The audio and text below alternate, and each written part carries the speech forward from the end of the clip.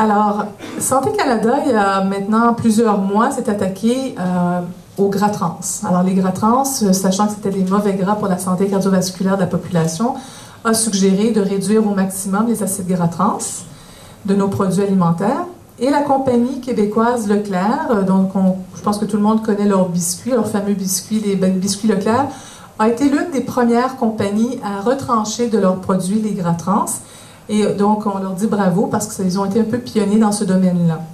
Alors, maintenant, lorsqu'on regarde deux types de biscuits, par exemple, que vous avez ici, alors si on ne fait que s'attarder aux gras trans dans les deux types de biscuits, alors des petits lus que tout le monde connaît peut-être, avec des pépites de chocolat sans gras trans. Alors, les deux ne présentent pas de gras trans.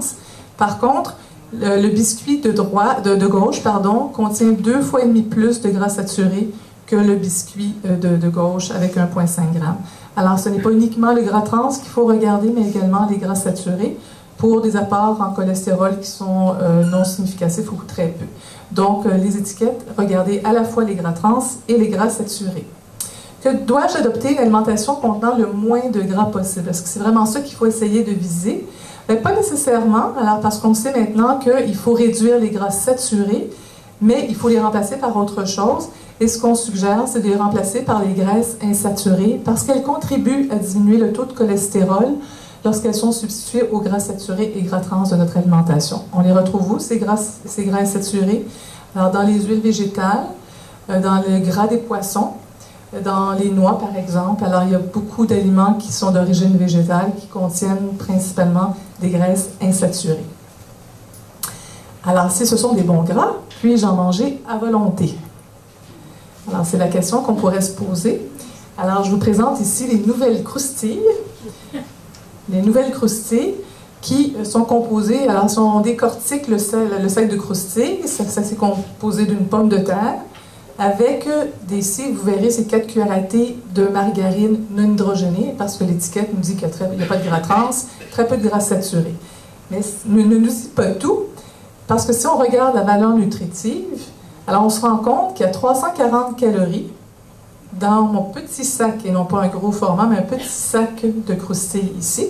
340 calories, avec 19 grammes de gras total, très peu de gras saturés, très peu de gras trans, un petit peu selon les recommandations qu'on nous disait tout à l'heure de rechercher, avec l'équivalent de 2 sachets et demi de sel. Donc pour l'hypertension, c'est pas bon non plus. Alors on vient de chercher un produit qui nous offre 340 calories, comparé à la pomme de terre qui nous en offrirait 120. Alors pour les gens qui ont un problème de surpoids, et on sait que l'excès de poids est un facteur qui contribue à augmenter le cholestérol sanguin, c'est pas vraiment une bonne idée. Donc est-ce qu'on peut en manger à volonté? C'est peut-être pas la meilleure chose si l'excès de poids est présent. Quelles sont les recommandations nutritionnelles pour contrôler le taux de cholestérol sanguin et diminuer son risque cardiovasculaire?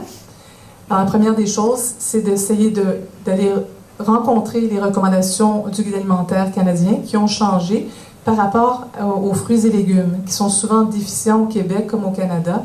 On recommande également d'utiliser des sources de gras qui sont insaturées ou des bonnes sources de gras, d'aller chercher davantage de poissons, non seulement pour leurs protéines, mais pour leurs bons gras, de choisir des viandes maigres le plus possible. On parle surtout des viandes maigres, on parle de viande maigre de viande blanche, on parle de poulet, on parle de dinde, on parle de veau, toujours en essayant de respecter des petites quantités, de bien parer les viandes. Alors, on suggère également de ne pas hésiter à remplacer les protéines animales par des protéines végétales, d'aller chercher des produits céréaliers à grains entiers, d'opter pour des produits laitiers qui sont écrémés le plus possible, et finalement d'essayer de gérer la question du poids, donc essayer de s'approcher le plus possible d'un poids santé. Et la dernière question, quels sont les effets secondaires à ce genre d'alimentation? Peut-être y en a-t-il? Bien, il n'y en a pas. Alors, merci de votre attention. Merci beaucoup, Chantal. Excellente présentation.